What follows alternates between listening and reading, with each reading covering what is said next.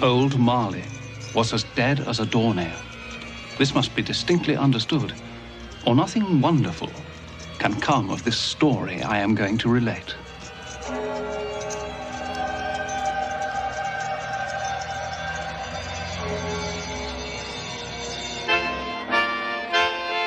On Christmas night all Christians sing to hear the news the angels bring. On Christmas night all Christians sing to hear the news the angels bring.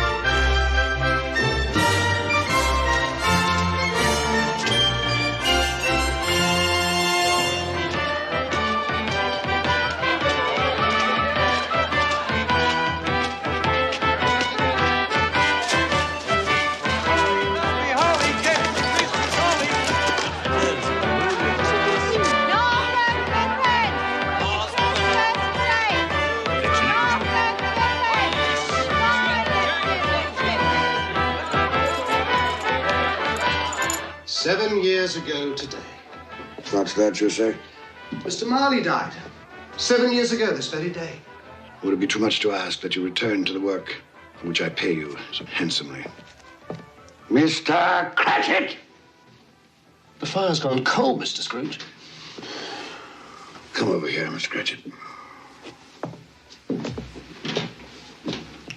What is this? A shirt. And this? A waistcoat. And this? A coat. These are garments, Mr. Cratchit. Garments were invented by the human race's protection against the cold. Once purchased, they may be used indefinitely for the purpose for which they are intended. Coal burns. Coal is momentary, and coal is costly. There will be no more coal burnt in this office today. Is that quite clear, Mr. Cratchit? Yes, sir. Now, please get back to work before I am forced to conclude that your services are no longer required. Yes, sir.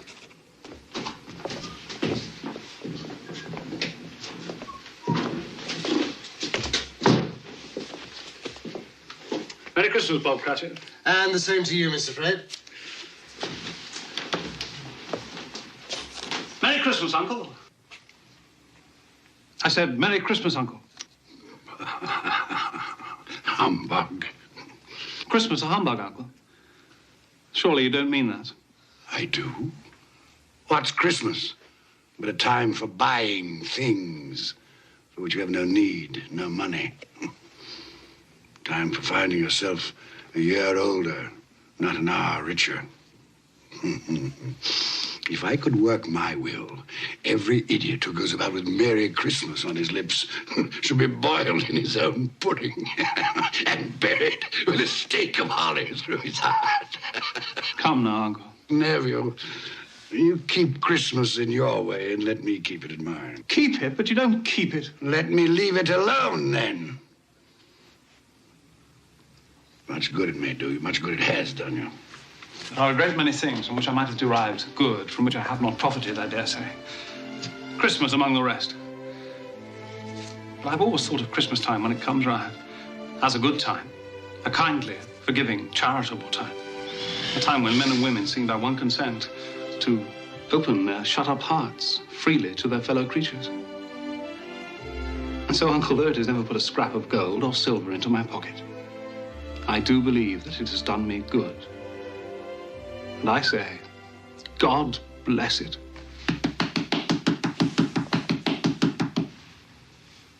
Not a sound from you, and you'll keep your Christmas by losing your situation. You're quite a powerful speaker, sir.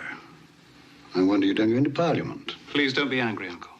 Come, dine with us tomorrow. Dine?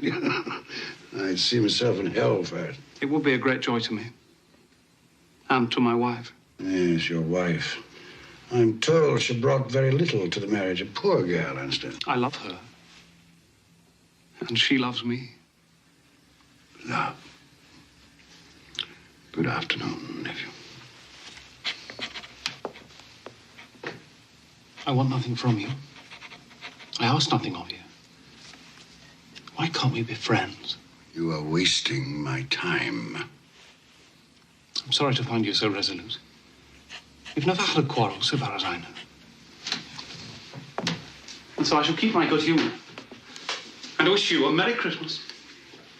Goodbye. And a Happy New Year.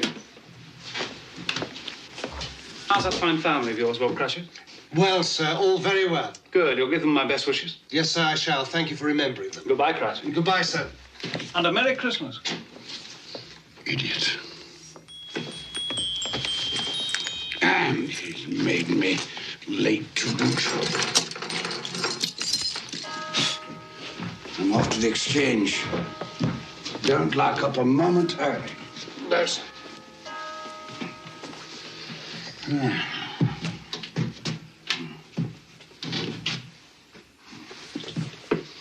You'll want all day tomorrow, I suppose. If it's quite convenient, sir. It's not convenient. And it's not fair. If I were to hold back half a crown from your pay for it, you'd think yourself ill-used, I'll be bound. But you don't think me ill-used when I pay a day's wages for no work. Christmas comes but once a year, sir. Poor excuse for picking a man's pocket every 25th of December. And I suppose you must have it. Be here all the earlier the next morning, Cratchit. Yes, sir, I shall. I certainly shall. Make sure. Yes, sir. And a Merry Christmas to you, Mr. Scrooge. Humbug. Ah.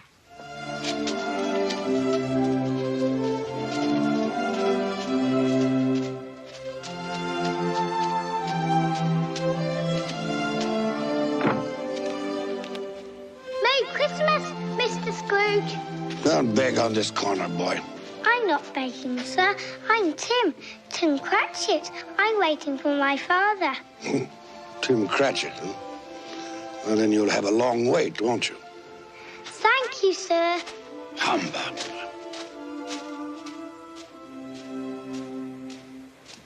Our Saviour Christ and His Lady, on Christmas Day, on Christmas Day. Our Saviour Christ and His Lady, on Christmas Day in the morning. Clear the road. Out of the way, let me through. Ships all free on Christmas Day, on Christmas Day. They with us down the ships all free on Christmas Day in the morning. His reason weak, his anguish off, and sorrow all his pain. He went to church but once a year, and that was Christmas Day.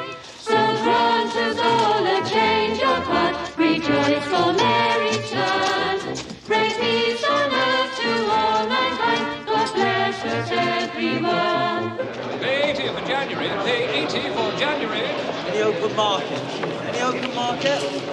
Buying here, buying. Ah, Ebenezer, we were afraid you weren't coming. It's almost closing, sir. Well, I'm here, aren't I? I said you'd be here. Didn't I say Ebenezer Scrooge would be here? I knew you'd change your mind. Right, I have changed my mind. Oh, good, then you'll take our bid. The price has gone up. Gone up? But that's not possible. If you want my corn, gentlemen, you must meet my quote. Plus 5% for the delay. It's outrageous, Scrooge. You'll be left with a warehouse stuffed with corn. Well, that's my affair, isn't it? But if we pay your price, our bread will be dearer. The poor will suffer. Buy the corn someplace else. Good day, sir. Scrooge, a moment. We'll take your corn at the price you quoted yesterday. Too late. If you wait until tomorrow, it'll cost you another 5%. Damn it, Scrooge, it's not fair. No, but it's business. I'll give you a moment to make up your minds.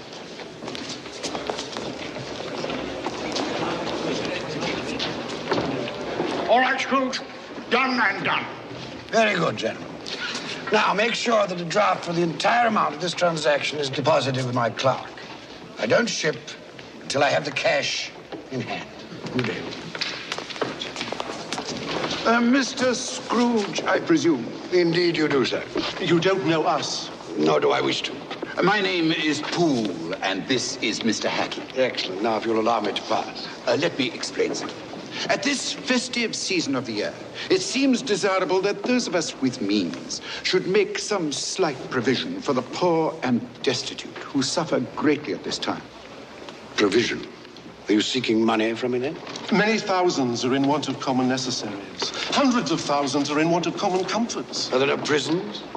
Plenty of prisons. The workhouses, they still in operation? They are. I wish I could say they were not. The treadmill, the poorhouses, still in full vigor? All very busy, sir. I was afraid from what you said that something had stopped them in full force. A few of us are endeavoring to raise a fund to buy the poor some meat and drink and food and warmth. What can we put you down for, sir? Nothing. You wish to be anonymous? I wish to be left alone. Since you asked me what I wish, gentlemen, that is my answer. I don't make merry myself at Christmas, and I can't afford to make idle people merry. My taxes help to support the public institutions which I have mentioned, and they cost enough. Those who are badly off must go there. Many can't go there, and many would rather die. If they would rather die, perhaps they had better do so, and decrease the surplus population. Surely you don't mean that, sir. With all my heart. Now, if you will go about your business, gentlemen, and allow me to go about mine. Good day.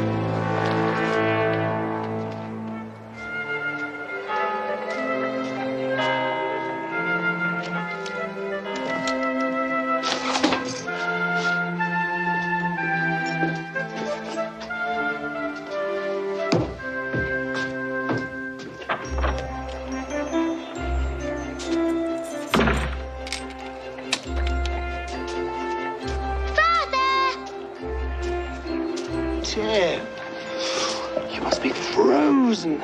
I'm all right now. Could we go home by Cornhill and watch the boys and girls play in the snow? Of course we can. Tim, I'm to have the whole day off tomorrow. We'll be together, the whole family, for the entire day. Hurrah for Christmas, the best day of the year. He strove for silver in his heart and gold in all his days. His reason weak, his anger sharp, and sorrow all his pain. He went to church and singing and Look, They're having such fun, Father. Where are you? Go and get it. you'll be there one day, playing with the other children. I'm quite sure I will. I feel I'm getting stronger every day.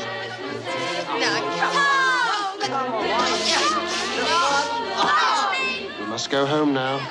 Your mother will be waiting for us. Yes, it's time to go home. Here we go.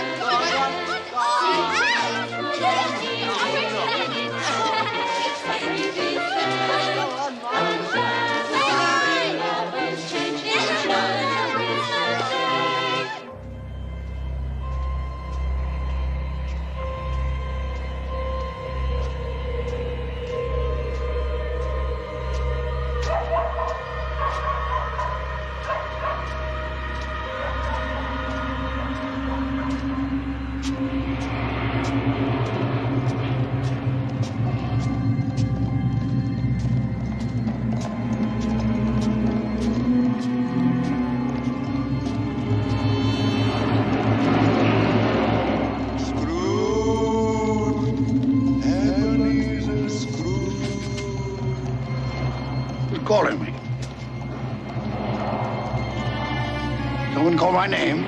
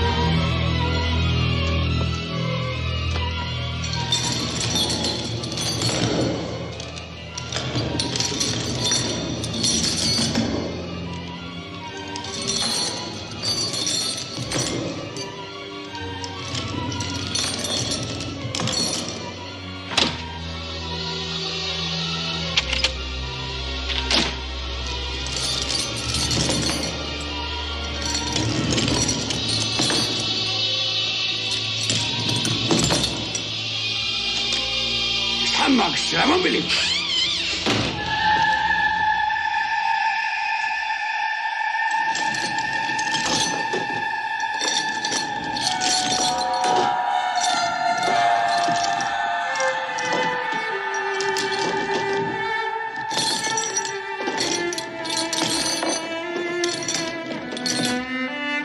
What do you want with me?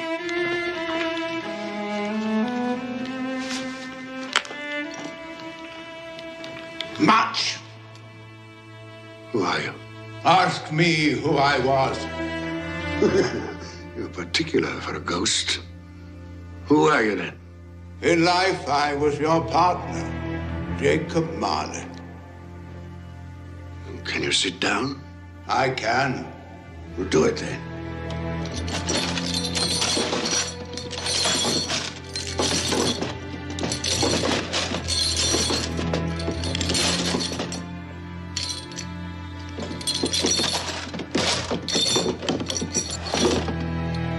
You don't believe in me. I don't. What evidence would you have of my reality beyond that of your own senses? I don't know. Why do you doubt your senses?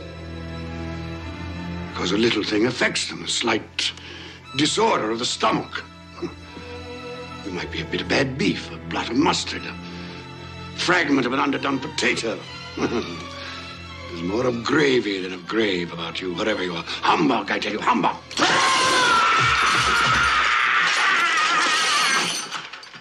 Mercy. Dreadful apparition. Why do you trouble me? Man of the worldly mind, do you believe in me or not? I do, I must. But why do spirits walk the earth? Why do you come to me? It is required of every man that the spirit within him should walk abroad among his fellow men and travel far and wide. And if that spirit goes not forth in life, it is condemned to do so after death. It is doomed to wander through the world and witness what it cannot share, but might have shared, and turn to happiness. The chain. Tell me why. I wear the chain I forged in life. I made it link by link and yard by yard. Is its pattern strange to you? Or would you know the weight and length of the strong coil you bear yourself? It was as full, as heavy, and as long as this 7 Christmas Eves ago, you have labored on it since. It is a ponderous chain. I see no chain. Mine were invisible until the day of my death, as yours shall be. Jacob, tell me more. Speak comfort to me. I have none to give. My spirit never walked beyond our counting house. In life, my spirit never roved beyond the narrow limits of our money-changing hole. No doubt of that. You always were a good man of business. Business? Mankind was my business. The common welfare was my business. Charity, mercy, forbearance, and benevolence were all my business. The dealings of my trade were but a drop of water in the comprehensive ocean of my business. I'm sorry for you, Jacob. Is there anything I can do for you? For me? Nay, it is too late. But I have come for your sake, Ebenezer. Have you? Well, you always were a good friend. As part of my penance, I have been sent to warn you. And so you have? And to offer you a hope and chance of escaping my fate. You will be haunted by 3 spirits. 3 spirits? Is that the chance and hope you mentioned? It is. Well, in that case, I think I'd rather not. Expect the first tonight. when the bell tolls 1. Couldn't they all come at the same time, Jacob, and have it over? Expect the 2nd on the stroke of 2. The 3rd, more mercurial, shall appear in his own good time.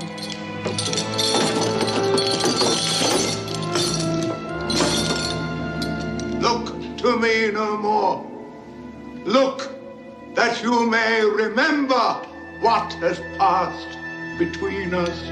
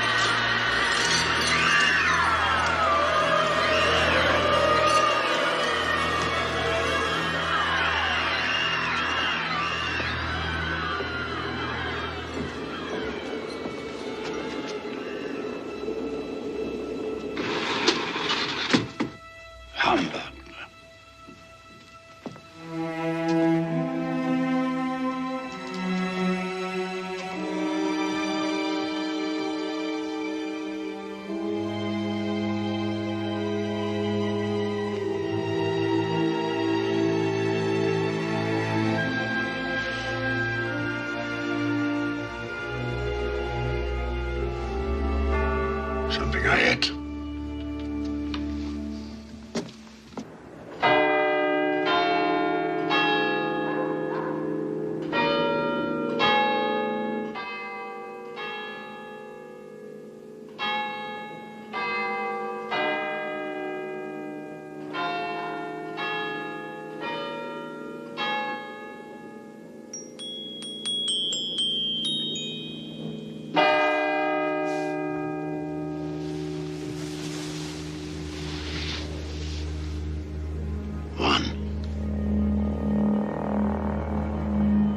What was it Marley said?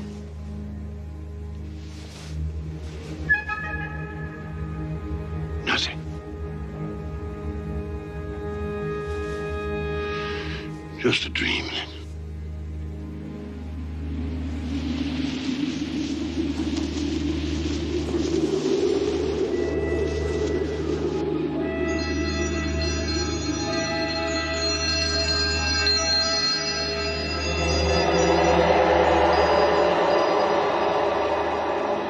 The spirit whose coming was foretold to me? I am. Who and what are you? I am the ghost of Christmas past. Long past? No, your past.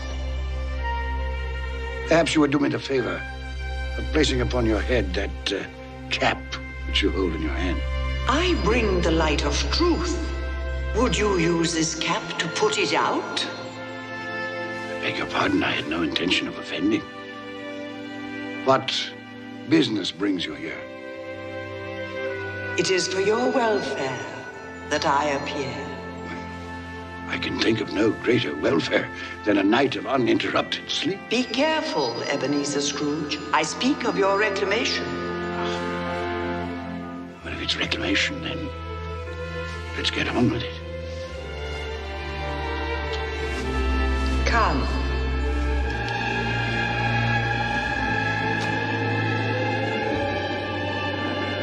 We shall be invisible and silent as the grave. You will now see a child, a youth. You will see yourself, Ebenezer. The air is so clean. How different from the city. Do you know where you are? Of course, I was bred here. I was a boy in this place. That's Daniel Custis. Robert Estes. Hello, Daniel.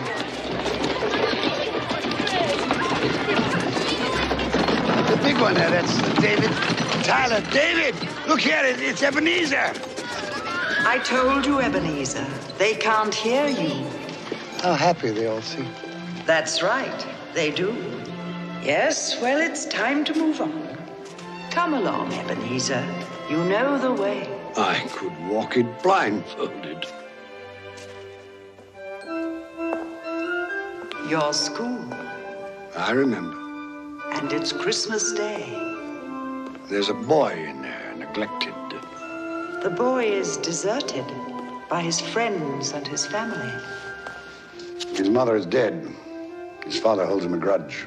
Why does his father hold him a grudge? She died in childbirth. His birth. Weep for the boy if the tears will come. He has his friends, even on this day. From his beloved books. There's Ali Baba. Dear old honest Ali Baba. And the Sultan's groom, turned upside down with the genie. But not a real child to talk to. Not a living person. Robinson Crusoe, not real. And Friday, and the parrot with green body and yellow tail, not real. He made do, this boy. Let us see another Christmas Day. When you were a youth. Fan. Fan! Dear, dear brother. I've come to bring you home, dear brother. To bring you home. Home.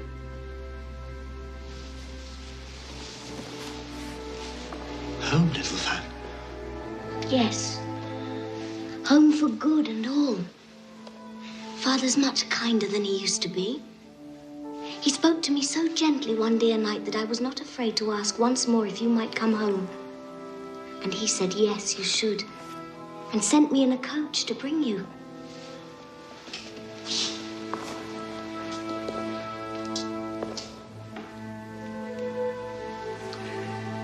You're quite a woman, little Fan.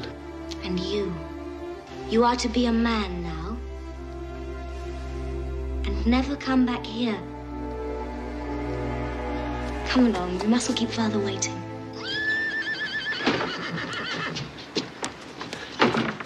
Father! There, boy, there. Stand still now. Let me look at you. They haven't been overfeeding you, that's certain. I've grown, I think. Yes, most boys do. Fan has told you won't be moving back here. Yes, sir. It's time you made your way in the world.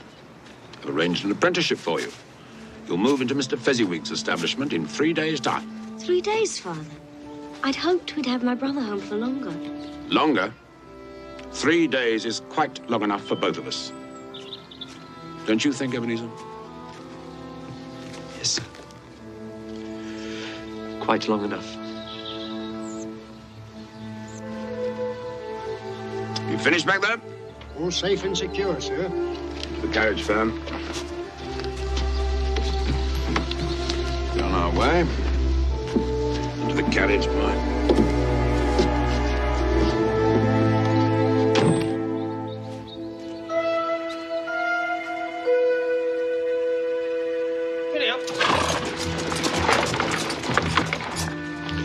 Fan pleaded for more time, but my father was a very stern man. Fan. She died a young woman. She had such a generous nature. Yes, too young. Old enough to bear a child. One son. Fred, your nephew, Fred Hollowell. who bears a strong resemblance to your sister. Does he? I never noticed. You never noticed? I'm beginning to think you've gone through life with your eyes closed. Open them. Open them wide.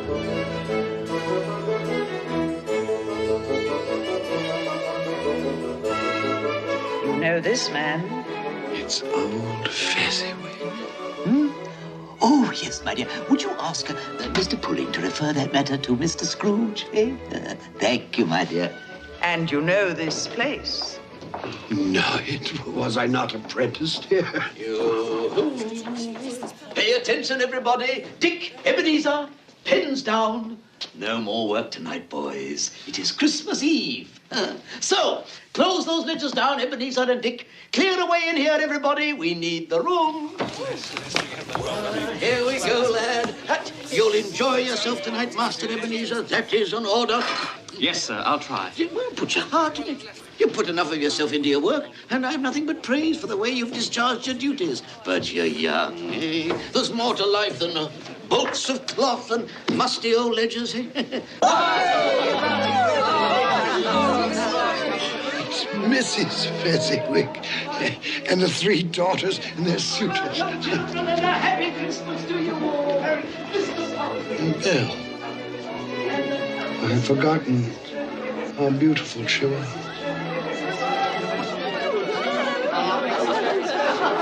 Hello, Belle. Hello. Would you like to dance? Yes.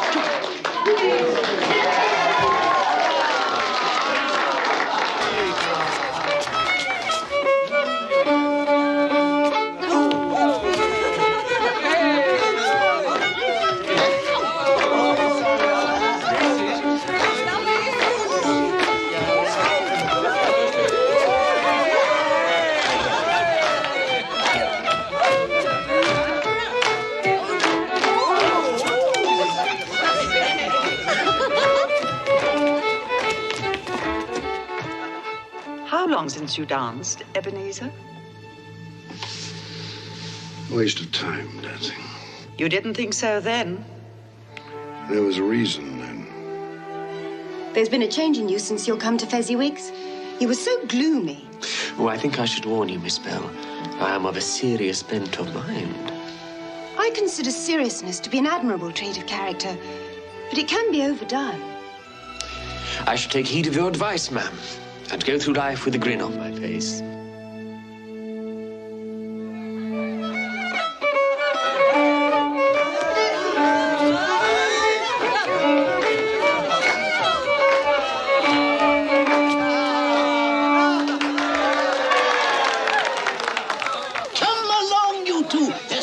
Sir Roger de Coverley. Time enough to sample the punch when you're old and fat like me, eh? Oh, I'd best partner my wife before that young scamp goes dancing off with her. Oh, what a difference it makes, Ebenezer, to travel the rough road of life with the right female to help bear the burden, eh?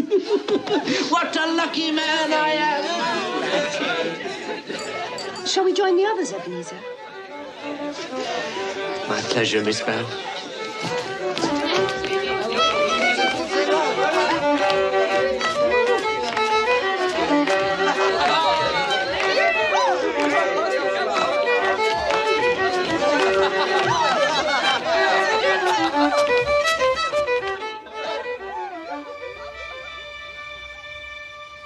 Old Fezziwig, a silly man.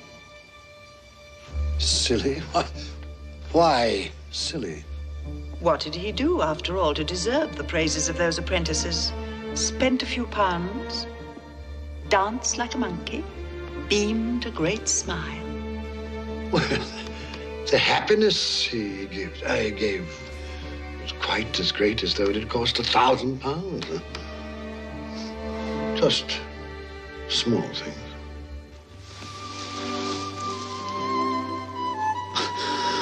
Belle? Are you in love, Ebenezer? The thought had occurred to me. She's too good for you. One day, when I've made my fortune, then I'll deserve her. It was a night never to be forgotten. Never. But you did forget, often. No? Look, another Christmas Eve, delayed by the pressure of business. Do you remember? No.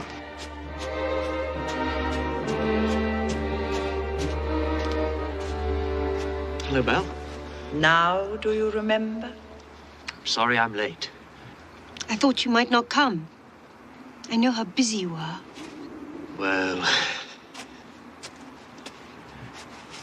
the time of year and the nature of my business, it's important now that I use my time and opportunities wisely. Another idol has displaced me. What idol has displaced you? A golden one. All your hopes have merged into a master passion. Profit. The thought of money engrosses you. Perhaps I've become wiser. But I've not changed towards you. Our contract is an old one. It was made when we were young and our prospects limited. How often I've thought of those times. If there had been no understanding between us, would you seek me out and try to win me now? A dowerless girl with nothing but myself to bring to a marriage. You have no answer. You think I would not, then? Oh, Ebenezer, what a safe and terrible answer. So characteristic of the careful man.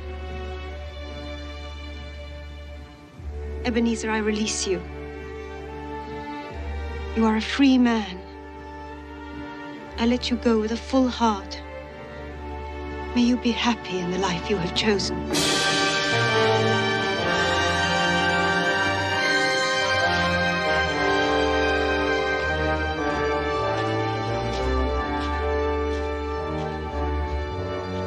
I almost went after her. Almost carries no weight, especially in matters of the heart.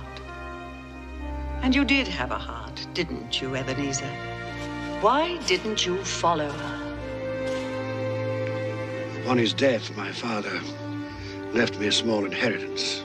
Belle wished to be married, insisting that we could get along on very little. But I wanted something more for both of us. So I lent out that money, laid the foundations for financial success, which I have achieved, I may add. Congratulations. Well, thank you not to sneer. Spirit, show me no more. Conduct me home. You have explained what you gained. Now I will show you what you have lost. Belle. Yes, Belle. And those are her children. Oh, darling, he's wonderful, isn't he? Oh, Lord, what a brood.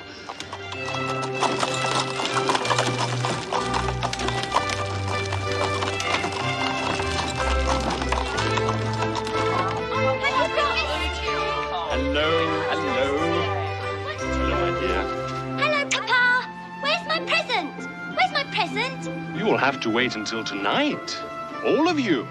Presents on Christmas Eve, as usual. Fancy. It might have been mine.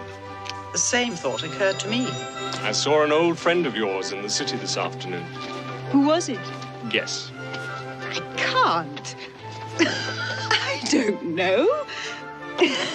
Ebenezer Scrooge. Mr. Scrooge it was. I passed his office window and it was not shuttered. He had a single candle lit upon his desk. His partner, Jacob Marley, lies on the point of death, I hear.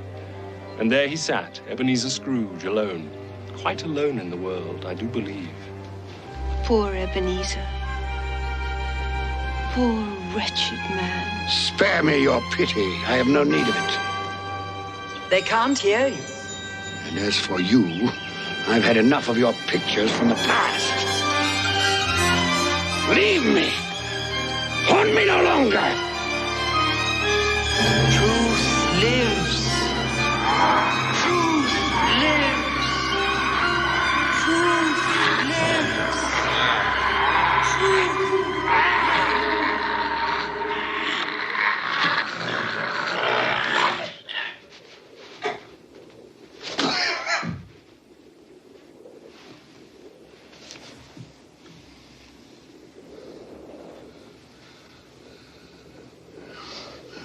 A nightmare.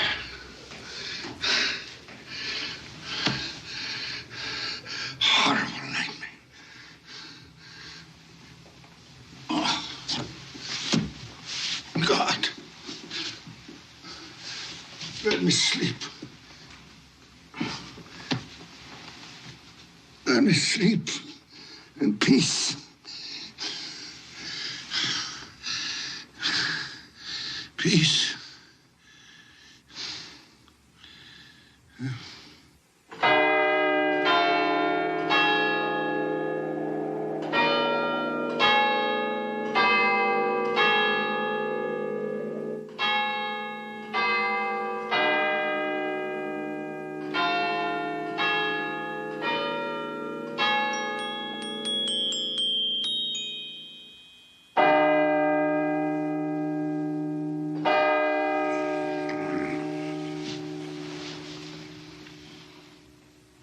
too. Well, Jacob Marley, where is this spirit of which you spoke so glibly? You did say at the stroke of two, didn't you, Jacob?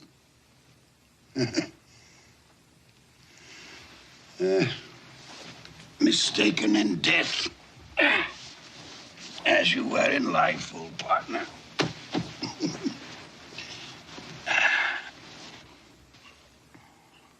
Ebenezer Scrooge! Ebenezer Scrooge!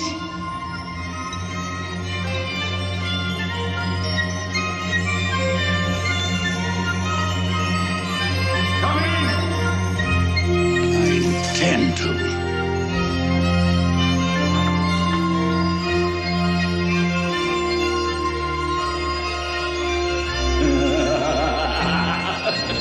Come in and know me better, man.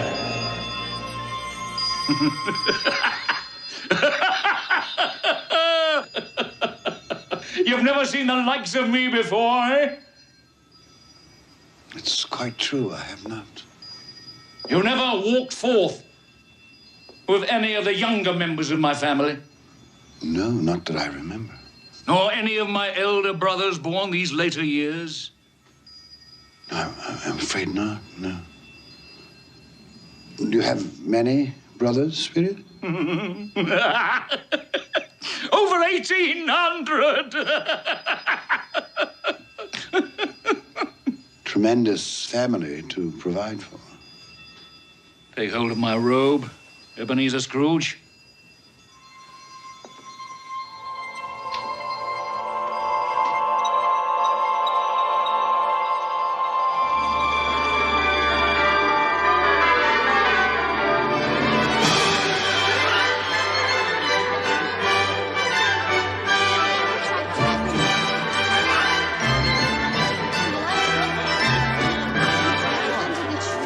What day is it now?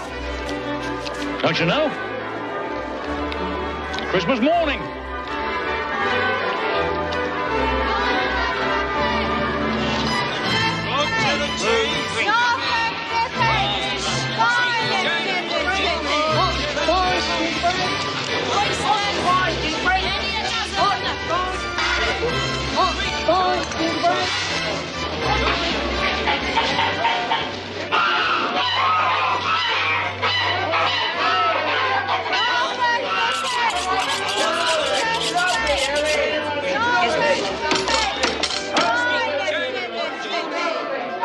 There's a lot of buying, isn't there? Oh, Ebenezer, is that all you can see? Nice fishing. Follow me, and I'll show you to what good use these wares can be put. Is there some peculiar power which emanates from your torch? Oh, yes. There is.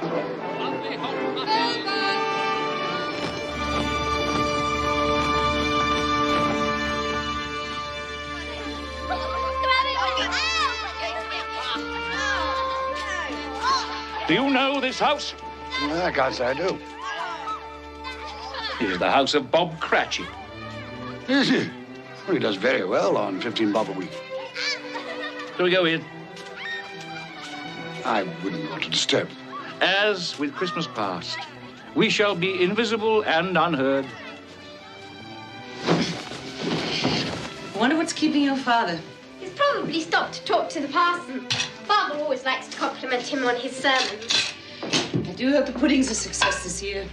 No one makes a better pudding than you, Mother. Peter, take some for the rest of the family. Just testing the cooking, Mother. I'm sure they'll manage very well on their own without your help, young man. Hello, Mother. Hello, Mother. Smell the goose cooking, Martha. Yes, it makes my mouth water. Mine too. I can't wait. Well, you'll just have to. Now run along with Martha and help her butter the bread thinly. Here they are. Merry Christmas, everyone. You're late, Bob Cratchit. Oh, and you're quite like an icicle tin. You've been dawdling. Father had a long talk with the minister. Thought as much. Come, Tim, listen to the pudding hissing on the fire. It's like a giant snake inside the copper. Go along with your brother and sister, Tim. I'll begin the wine. Off you go, then. Come on. How did you behave in church? As good as gold. Better. Mother's very worried if it'll turn out all right. Look how they support him. What did you say? Nothing. It's, nothing. Somehow he gets thoughtful sitting by himself so much. He thinks the strangest things. He told me coming home that he hoped that the people in church saw him because he was a cripple, and that it might be pleasant for them to remember on Christmas Day who it was that made lame beggars walk and blind men see. It seems to me that Tim is getting stronger every day, that his limbs are growing, that he's in better spirits, it seems to me. Yes, Bob. I'm sure you're right. He is getting stronger. Well, we're all here. That's the important thing. Belinda, help me with the goose. Yes, Mother.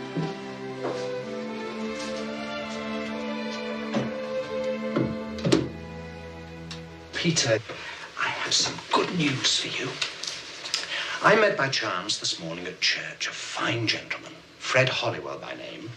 He's a nephew of our own Mr. Scrooge, and he remembered that I have a son coming of working age, and he told me that he had a position open starting at 3 shillings and 6pence every week. 3 shillings and 6pence every week? So, if you are agreeable, you may start work on Monday next. Now I can begin to help you and Mother. More important, you shall be embarking on a fine career. To start a boy at 3 and 6pence a week. Hey, it's typical of my nephew. It's no wonder he's never been able to put by a penny. Perhaps he's put by more than money. Fred? He's doing this to spite me, you know. Employing the son of my employee at an exorbitant wage.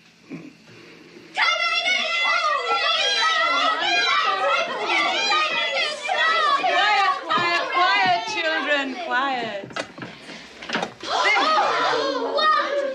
Enough for an army! Soap around and Chris. Mother, you've outdone yourself. Is it all right, then? Hurry, Father, cut the goose. I can't wait.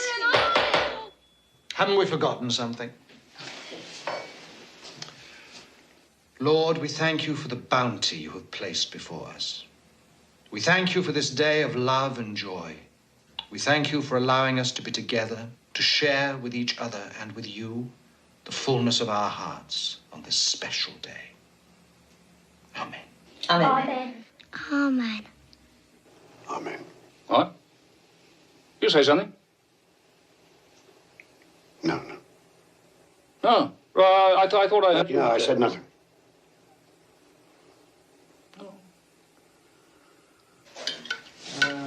Peter. Alice. Linda. Potato, Alice? A very small goose. It's all Bob Cratchit can afford. Me. Are we all served? Yes. Yes. Then let's begin. And a Merry Christmas to us all. A Merry Christmas to us all. And God bless us, everyone.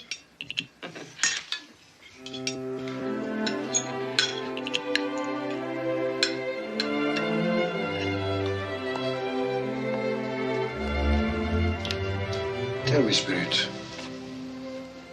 will he live? I see a vacant place at this table. I see a crutch without an owner, carefully preserved. If these shadows remain unaltered by the future, the child will die. No, say he will be spared. If these shadows remain unaltered by the future, none other of my species will find him here.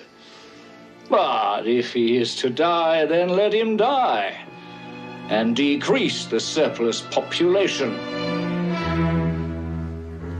You use my own words against me.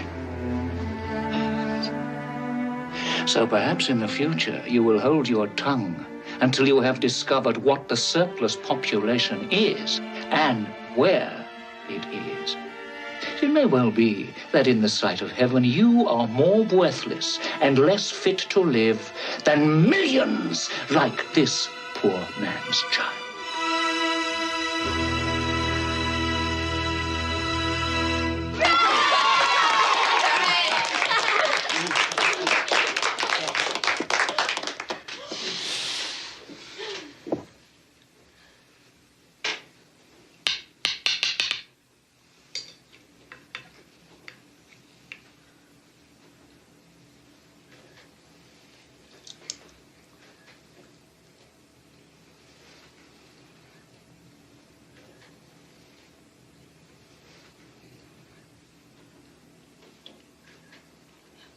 A triumph, my dear. Another triumph. I told you so, Mother. Oh, it's a success. What a relief for Mrs. Cratchit. Now their feast is over. Not quite. Just one more ceremonious moment. Look.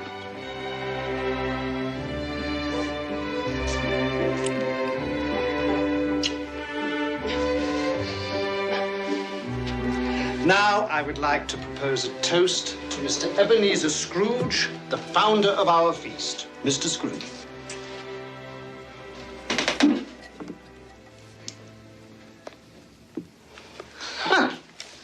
The founder of our feast, indeed. I wish I had him here.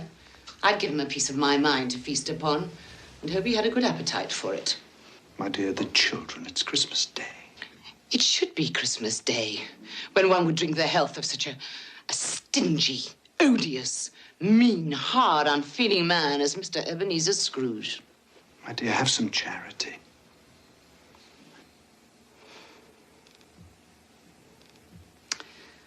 Oh, well. I'll drink his health, for your sake, and the day's sake, but not for his. Long life, Mr. Ebenezer Scrooge. A Merry Christmas and a Happy New Year. I've no doubt his Christmas will be very merry, and he'll be very happy. Mr. Scrooge. Mr. Scrooge. Mr. Scrooge. Mr. Scrooge. Mr. Scrooge. Mr. Scrooge.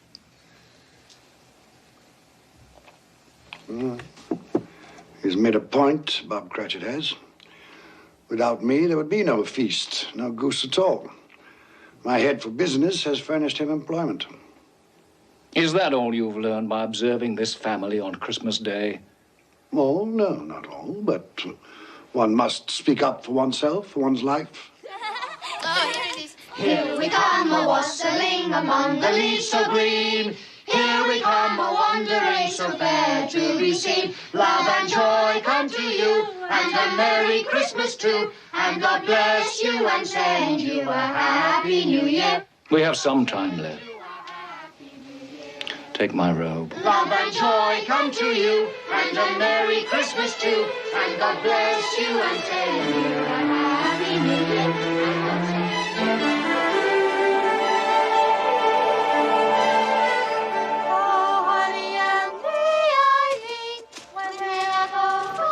Where are we now? Just a street. Any street. This house. We'll go in here. Think it might amuse you. I'm in no mood to be amused.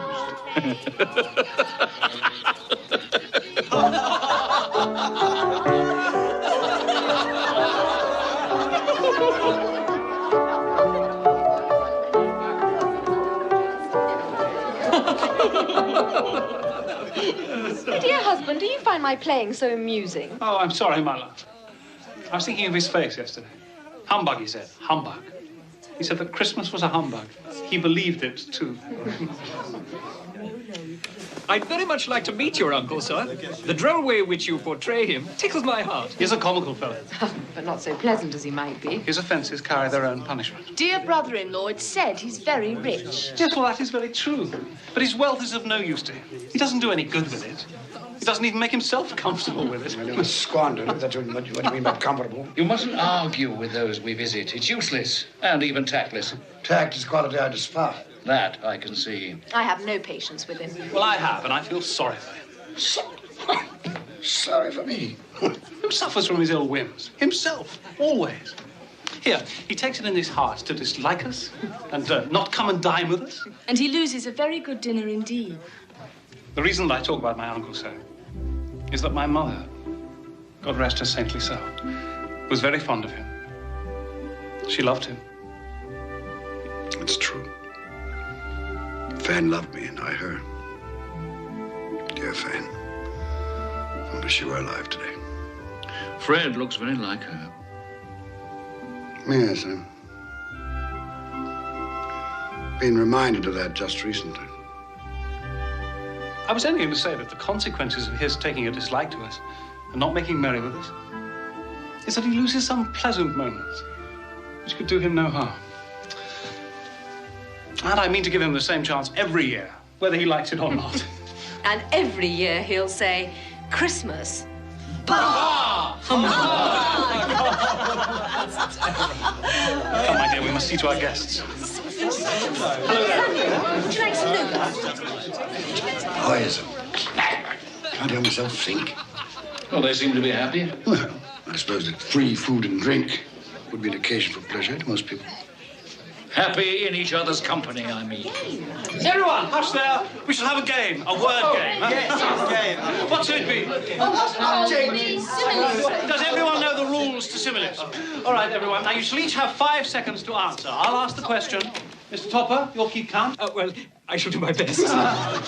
Now, you'll each have 5 seconds to answer. If you fail to give an acceptable answer within that time, then you must each stand behind your chair. Last one to who's seated wins the prize. Fred, don't go on so. Just begin. Oh, I'm sorry, my love. Yes, I shall. Yes, I shall. And now, proud as. Proud as a peacock. So, dry as. As a bone. Good. Plump as. My wife.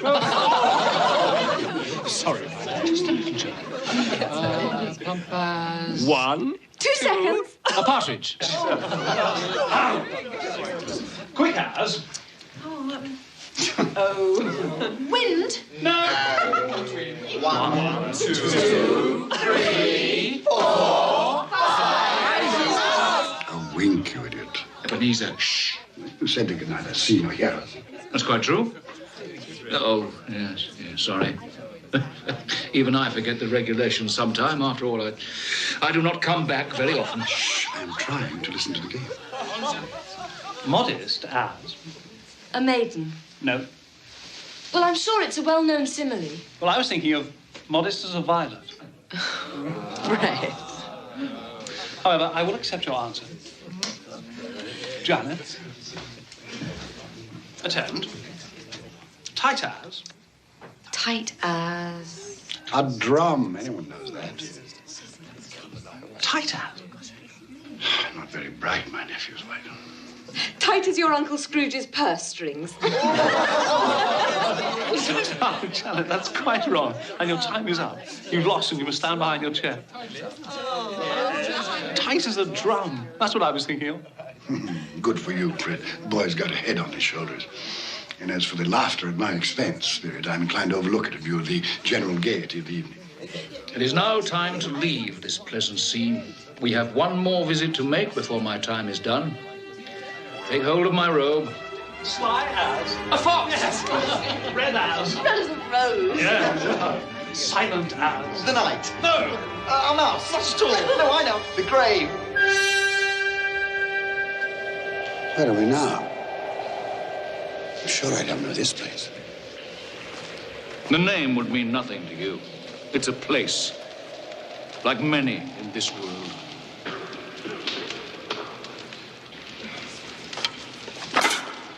Do we have enough wood for the night? Ah, it'll last through. At least there's one thing still free in this country. Mary, a piece of egg cooked. They're too hot. It'll be cold soon enough. Where did you get these, Father? I didn't steal them, if that's what you're saying. She didn't say you stole them, Ben. She should have some respect. Don't berate the girl. They fell from a cart into the road. Your father's not a thief, girl. Not yet.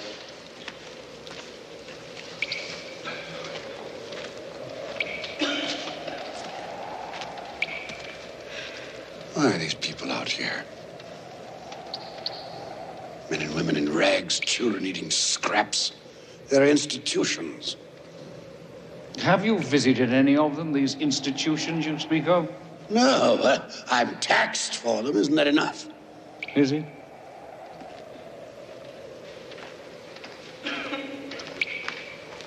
Ben, come back to the fire. Look at these hands, Meg. They're hard hands. They've done hard work. I want to work. I want to have bread for my children. It's not right that there's no work. We're together, Ben. That's the important thing. I love you, Meg. I love the children. Tomorrow, take the children and go to the parish poorhouse. No. No. I'd rather we all drowned in the river than go to one of those places and be separated forever. Until I get work. No. Ben, we're a family.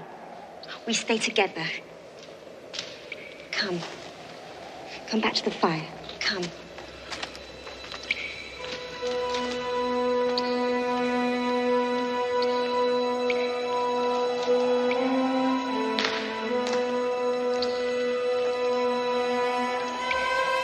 How do you show me this? What has it to do with me? Are they not of the human race? Look here, beneath my robe.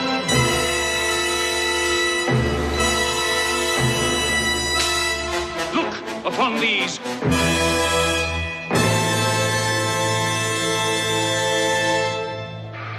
What are they? They are your children.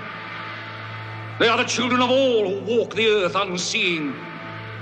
Their names are ignorance and want. Beware of them. For upon their brow is written the word doom. They spell the downfall of you and all who deny their existence. Have they no refuge, no resource? Are there no workhouses? Are there no prisons?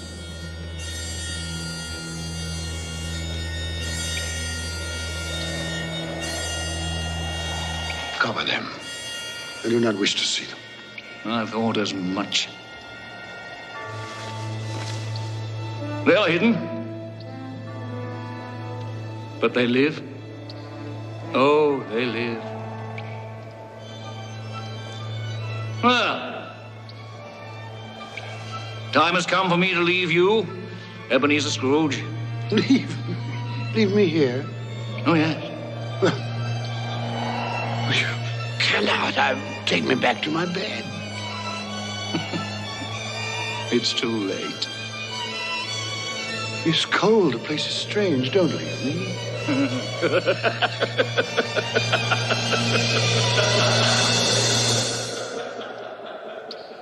Spirit, come back. I wish to talk.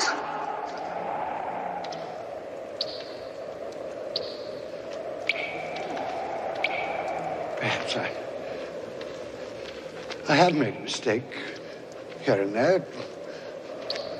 Talked too quickly about matters to which I gave no great thought. Very well, we'll have a give and take. Come to some meeting of the minds. I'm a reasonable man. Spirit! Have pity on me. Don't leave me.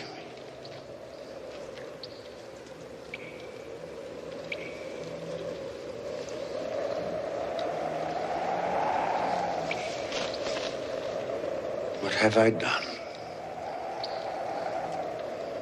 to be abandoned like this? What?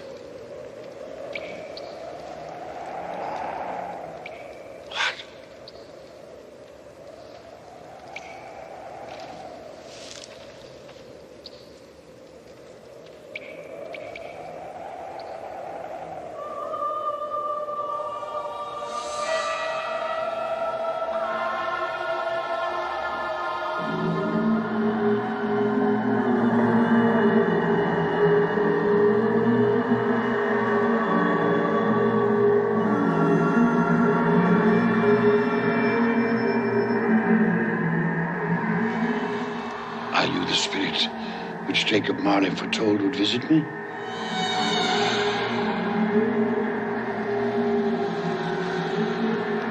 And I am in the presence of the ghost of Christmas yet to come, am I not?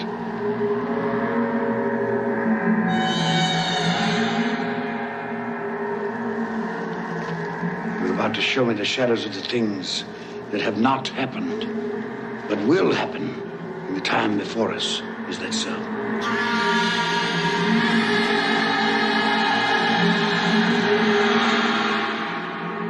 I fear you more than any specter I have seen.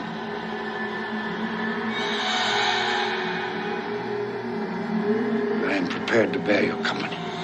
Will you not speak to me? Very well. Lead on. Night is waning fast. Time is precious to me.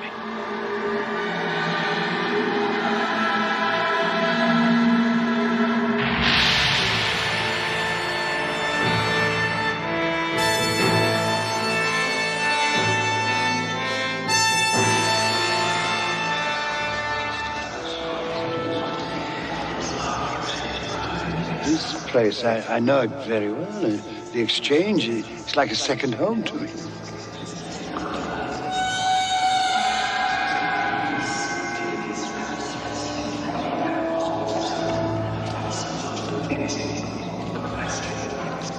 No, I don't know much about it either way. I only know he's dead. When did he die? Last night, I believe. What happened to his money? Left it to his company, perhaps? Who else did he have? It'll likely be a very small funeral, supposing we volunteered and form a party. I'll go if lunch is provided, but I insist on being fed for the time I'll waste. Have these men no respect for the dead? I should go, I suppose. After all, we did considerable business together.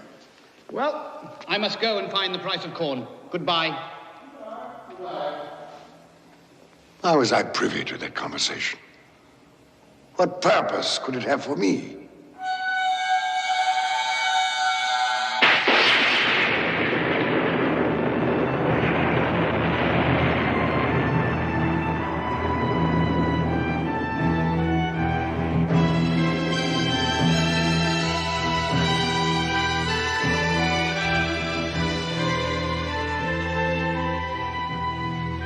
Merciful heavens, what is this?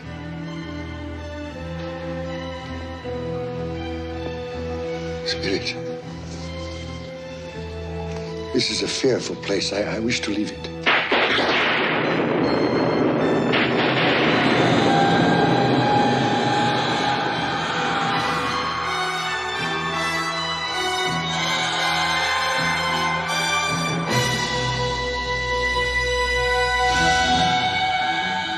No, I will not.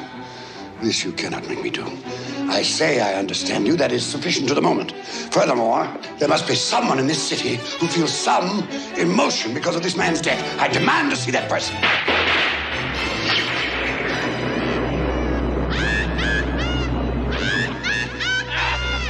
This is a most foul part of town. We must have made a mistake, taken a wrong turn.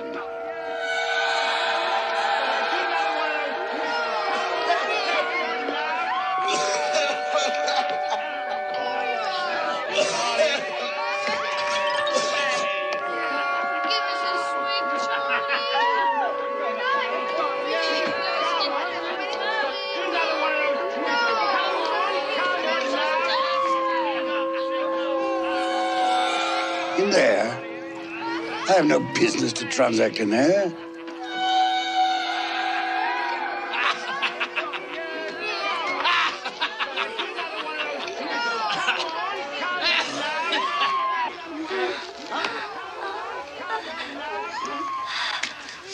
Well, open it up, Mrs. Dilber. Am I to pay you for goods I haven't seen? You'll not ask me how I came by these. Every person has a right to take care of himself. That's my motto. Well, he always did. And who's the worse for the loss of a few things? Not a dead man, I suppose. No, indeed. I mean, if he'd wanted to keep him after he was dead, the wicked old screw, why wasn't he more natural in his lifetime? If he had been, he'd have had someone to look after him when he was struck with death. Instead of lying there, gasping out his last, alone, by himself.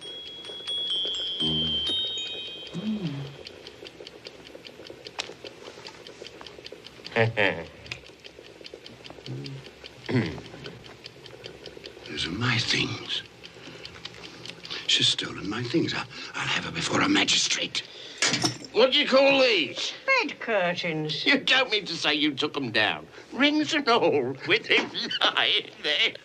Why not? And don't get wax on his blankets. His blankets? I hope he didn't have anything catching. I wasn't so fond of him as I'd loiter about if he did.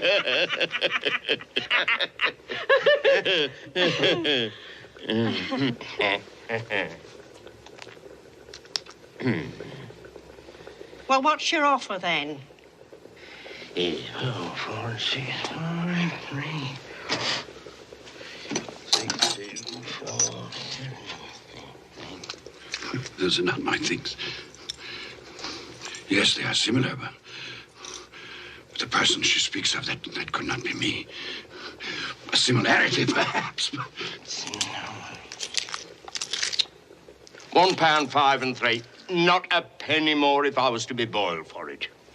You're ardent, Joe, and no mistake. I'm always kind to the ladies. That's the way I ruin myself. Spirit, what perversity is this? I asked to see some emotion in connection with this man's death. You show me only greed and avarice. Let me see some tenderness, some depth of feeling.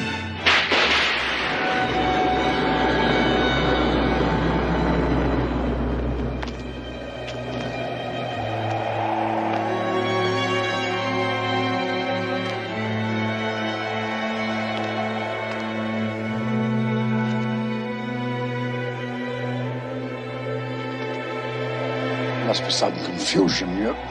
Your fellow spirit brought me here earlier. Very well. You're devilish hard to have a conversation with. Suffer the little children to come unto me, and forbid them not, for such is the kingdom of God. Verily I say unto you, whosoever shall not receive the kingdom of God as a little child, he shall not enter therein. This colour hurts my eyes.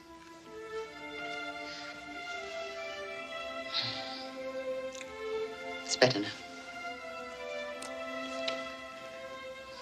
This work makes my eyes red. And I wouldn't show red eyes to your father when he comes home. Not for the world. It must be nearly his time. Past it, rather. I think he walks slower than he used to these last few evenings, Mother. Yet I've seen him walk home with Tiny Tim on his shoulders very fast indeed. And so have I. And so have I. And so have I. But he was very light to carry. And your father loved him so that there was no trouble. No trouble. There is your father now. Hello, Father.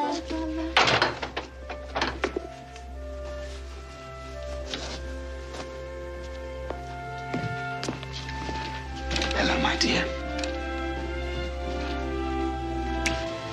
Hello, my dear ones. Hello, Father.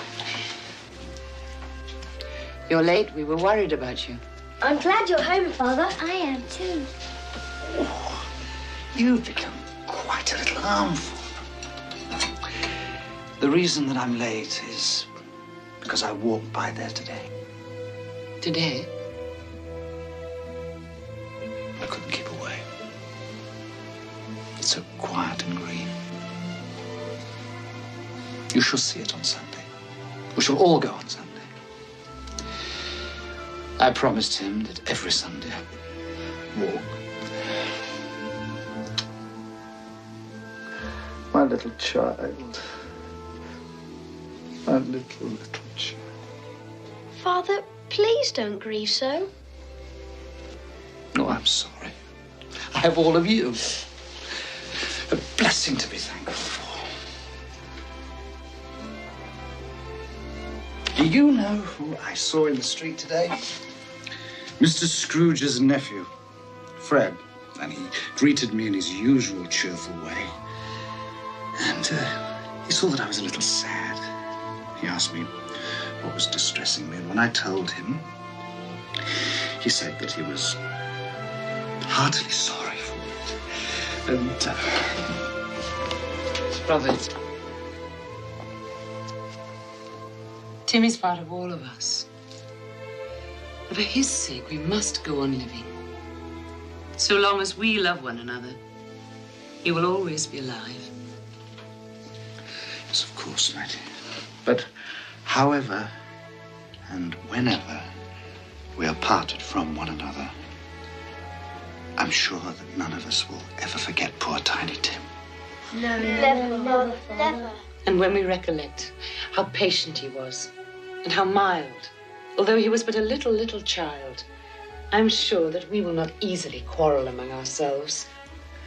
I am a happy man. I am a truly happy man. I asked for tenderness and depth of feeling, and you've shown me that. Nothing more I need see. Take me home.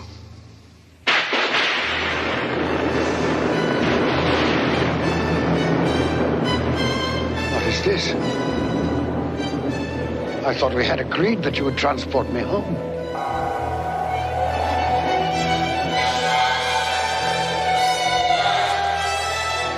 Inspector, something informs me that the moment of our parting is at hand. I know it, but I know not how. Tell me, what man was that whom we saw lying dead?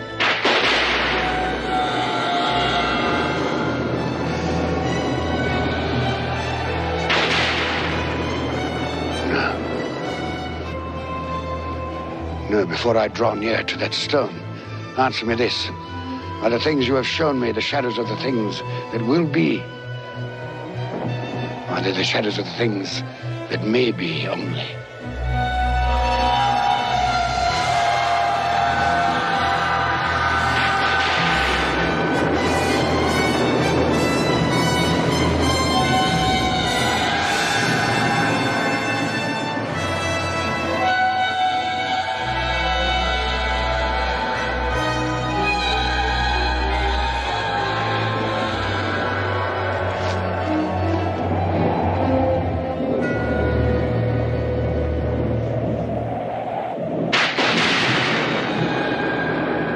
Men's courses will foreshadow certain ends. I accept it. But if those courses be departed from, the ends must change.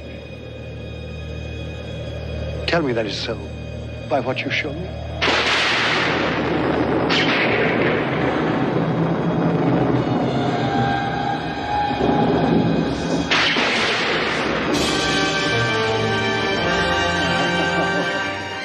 Dear me, I am not the man I was.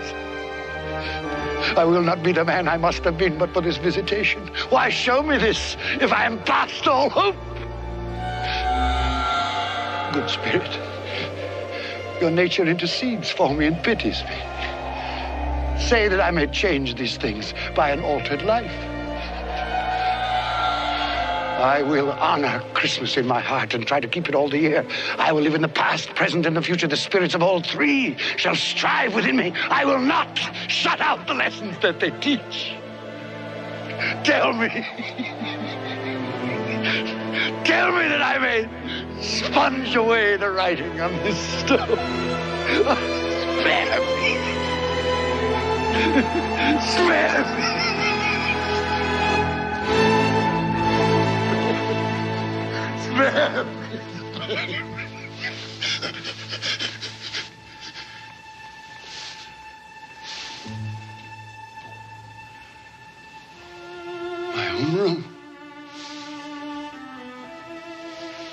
I'm alive. Oh, thank you, Spirit. I will keep my promise. I will live in the past, present, and the future. The spirits of all three will strive within me. Oh, heaven and Christmas time be praised for this. I say this on my knees, Jacob Marley. On my knees.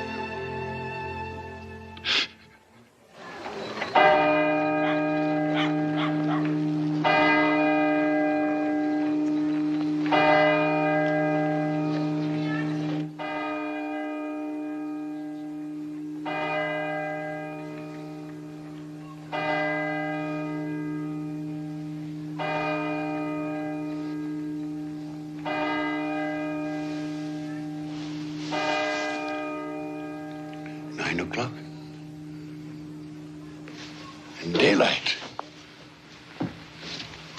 But what day? Hello, you there, boy.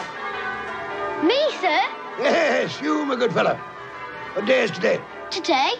Why, it's Christmas Day, of course. Christmas Day. I haven't missed it. The spirits did it all in one night.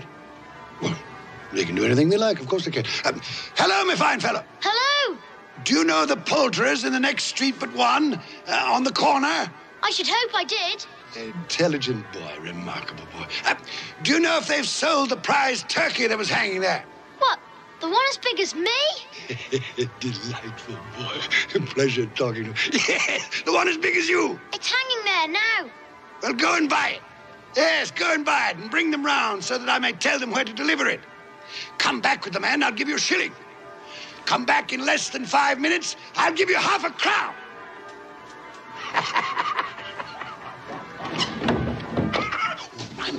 I must dress myself. So much to do. I don't want to lose any time.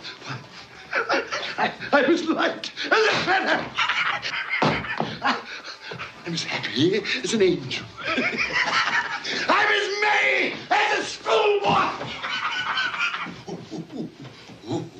I'm as giddy as a drunken man. Merry Christmas to everybody, and a Happy New Year to the world!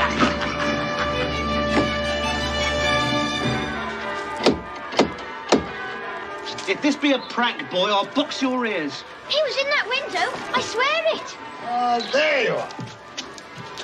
This boy here says you wish to purchase this turkey here. Yes, quite right. Here's your half-crown for a service well rendered. Thank you, sir. Splendid boy. Now, here is an address and the price of the turkey. You'll take this fine bird to Bob Cratchit in Camden Town. The directions are all written down. You leave immediately this very moment. Yes, sir. You'll say only that it comes from a friend. And it must be there in time for Christmas dinner. It will be, sir. Good fellow. Here's a little something for your trouble. Oh, thank you, sir. Here. Not to offer you. Thank you, sir. Merry Christmas. Wonderful day.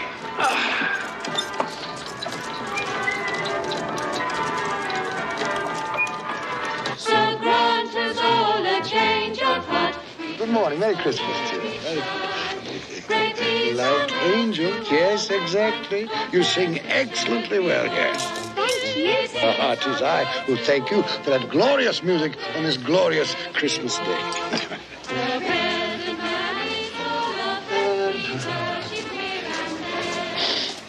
Good morning.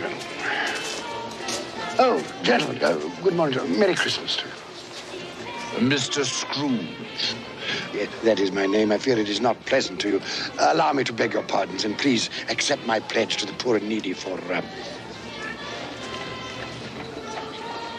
Lord bless me.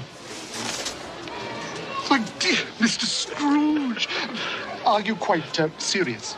If you please, and not a farthing less. There are a great many back payments included in that, I assure you. What can I say to such generosity? Don't say anything. But dear sir... Will you come and see me? We will. Oh, we will indeed. I'm very much obliged. Thank you. 50 times. Thank you, sir. Bless you. Thank you. The orphanage shows me right.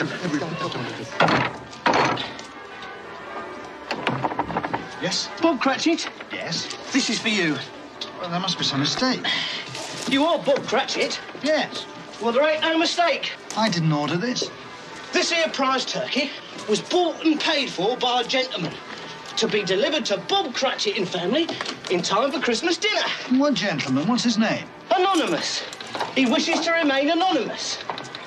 Anonymous, you said? That's what he said, an anonymous gentleman. Well, who could have sent it? I have no idea. Perhaps it's a mistake. That's what I thought. It's got our name and address on it, though. What should we do then? I say we cook it and eat it and have the best Christmas feast we've ever had in our lives. And I say, Mrs. Cratchit, what a splendid idea. And God bless us all, everyone. And God bless us all, everyone.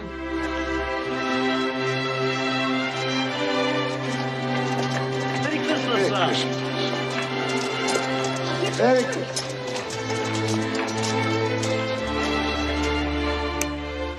Oh, Fred. Oh, it's much too expensive. But do you like it? Oh, I love it.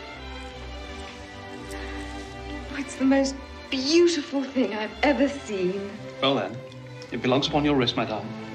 Merry Christmas. Oh, Fred, I do love you. Oh, and not just for this. I know. I know. Well, who can that be? Well, no one's expected this out.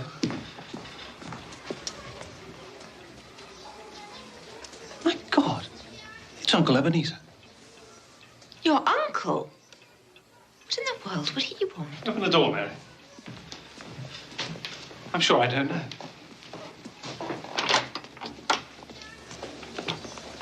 Fred, Uncle Ebenezer. may I come in? Yes, come in. Please. Thank you. Do come in. Good afternoon, madam. Merry Christmas to you. Merry Christmas to you. Oh, Uncle Ebenezer. This is my wife, Janet. Janet, this is Uncle Ebenezer. It's a pleasure. More like a surprise, wouldn't you say? Well, that too. Well, that's quite true. Quite honestly, it is a surprise. When we spoke yesterday, you made it quite clear, it seemed to me, at least, that you had no intention of accepting my annual invitation. I made other things clear, too, didn't I, Fred? That Christmas was a humbug, a waste of time and money. A false and commercial festival, devoutly to be ignored. Yes, basically that was it. Well, I've come for 3 reasons. First, to beg your pardon for the things I said about Christmas. That was a humbug, Fred. Was it? I didn't know it then, but I know it now. Secondly, I've come to meet your wife. Well, here she is. Yes. And a very beautiful woman she is, too. Thank you.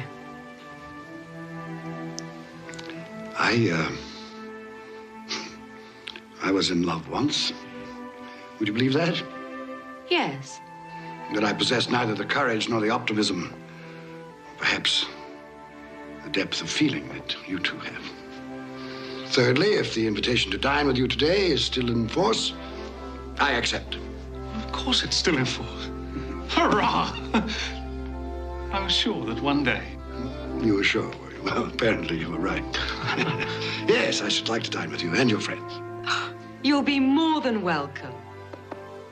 You like games, don't you? Yes. Yes, as a matter of fact, I do. Uh-huh. Do you ever play similes? It's one of our favorites. Perhaps we could play today. Quite possibly. I'm very good at it. And should the phrase tight as be thrown out, the answer is a drum. Why, yes, so it is. Good.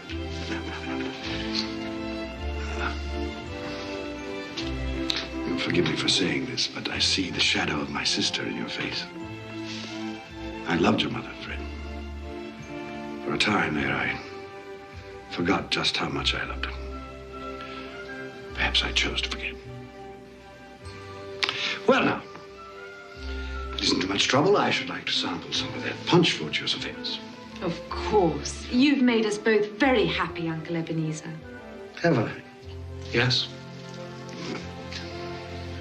God forgive me for the time I've wasted.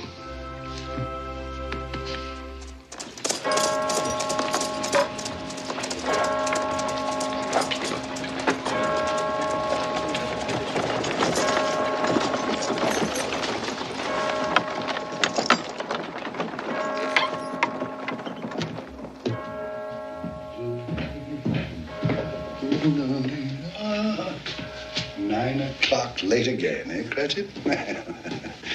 We'll see about this.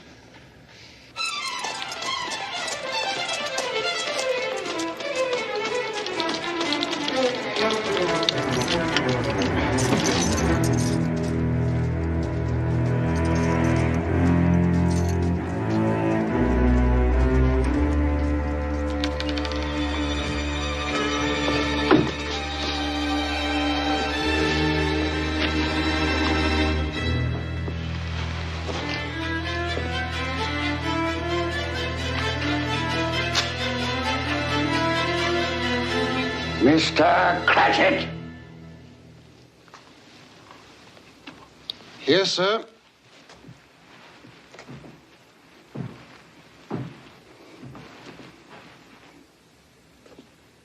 Do you know what time it is? Yes, sir. What time is it? 18 minutes past the hour, sir. 18 and a half minutes past the hour. What do you mean, coming here at this time of day? I'm sorry, sir. I am behind my time. Yes, I think you are. Step this way, sir, if you will, please. It's only once a year, sir. It shall not be repeated. I was making rather merry yesterday. Well, I'll tell you, my friend, I'm not going to stand for this any longer. Therefore, I am going to double your salary. Double my salary, sir? Yes, Bob.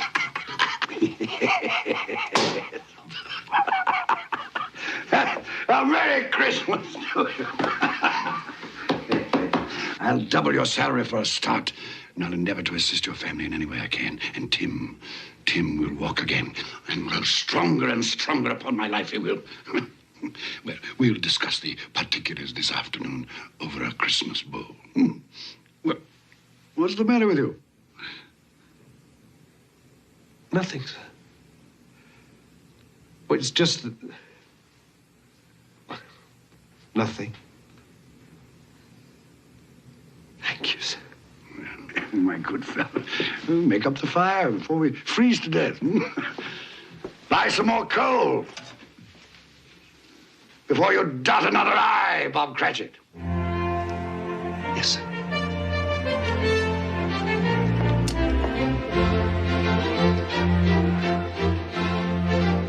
Ebenezer Scrooge was better than his word.